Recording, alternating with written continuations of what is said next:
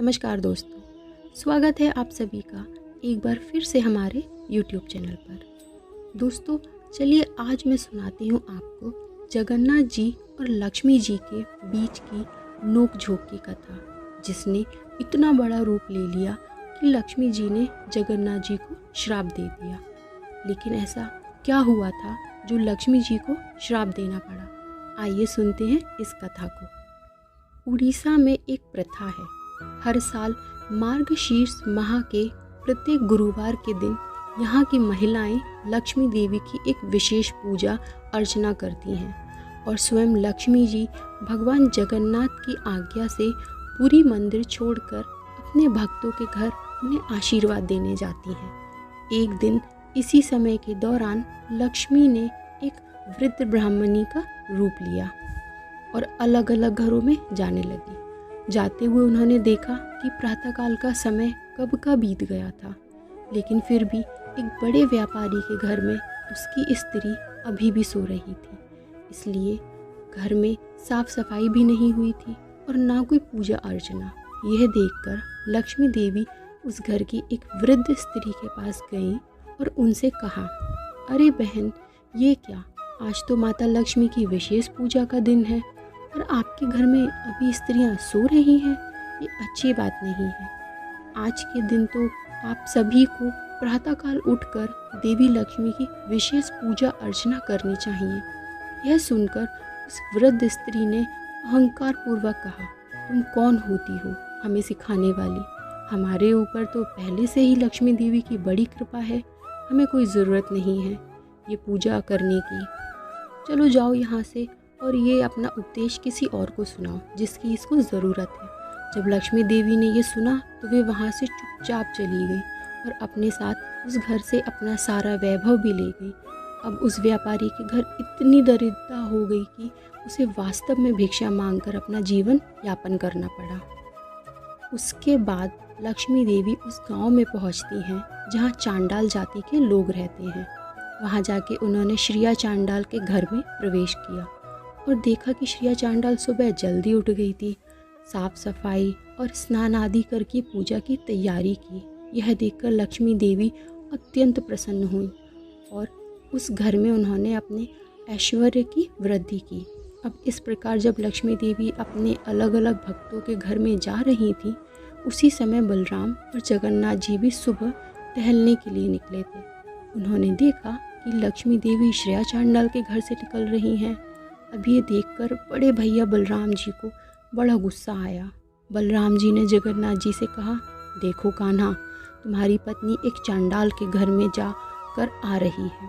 क्या उसे नहीं पता ये लोग अशुद्ध होते हैं और किसी भी नियम का पालन नहीं करते हैं? इस कहानी में जाति का मतलब नीची जाति नहीं है। इनका संबंध जन्म से नहीं बल्कि कर्म से है।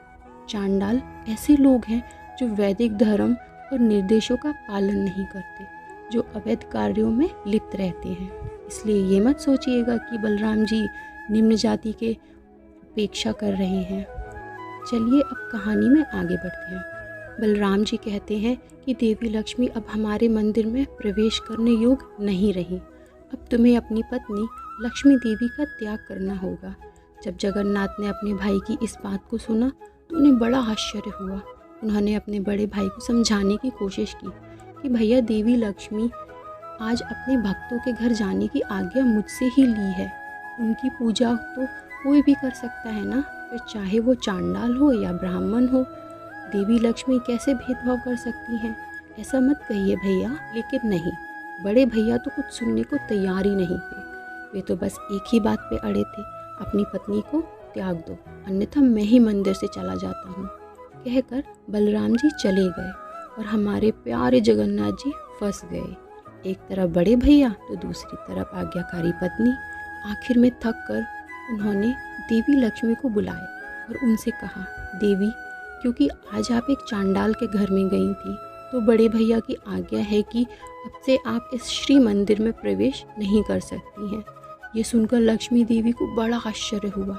उन्होंने कहा, लेकिन स्वामी, आप तो जानते ही हैं कि मैं हर वर्ष इस समय के दौरान अपने भक्तों के घर उन्हें आशीर्वाद देने जाती हूँ, तो इसमें मैंने क्या अपराध कर दिया जो आप मुझे ऐसा दंड दे रहे हैं? और यदि कोई भूल हुई भी है तो विवाह के समय आपने ही तो मेरे पिताजी को वचन दिया था ना कि आप मेरे 10 अपराध क्षमा करेंगे।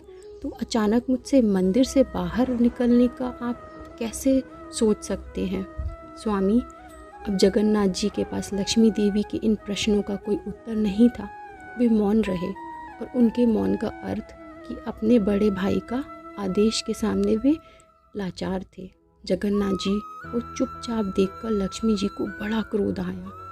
फिर उन्होंने जगन्नाथ जी को श्राप दे दिया और ये श्राप अत्यंत भयंकर था। और उन्होंने कहा कि अगले 12 वर्षों तक आपको पेट भरकर भोजन प्राप्त नहीं होगा और आपको मेरे हाथों से बने भोजन को स्वीकार करने के बाद ही संतुष्टि मिलेगी। बस इतना कहकर लक्ष्मी देवी अपने सेवकों के साथ श्री मंदिर को छोड़कर चली गई। फिर क्या था? फिर वही हुआ जिसका जगन्नाथ जी को डर था। अब पूरे मंदिर में सिर्फ बलराम जी और जगन्नाथ जी रह गए। लक्ष्मी देवी के जाने से पूरा मंदिर सुनसान हो गया। सारा ऐश्वर्य और समृद्धि नष्ट हो गई। सारे भंडार गृह खाली हो गए। अब श्री मंदिर में ना तो लक्ष्मी जी थी और ना ही भोजन। तो क्या अब बलराम जी और जगन्नाथ जी भूखे रहेंगे या फिर कोई और आएगा मंदिर में?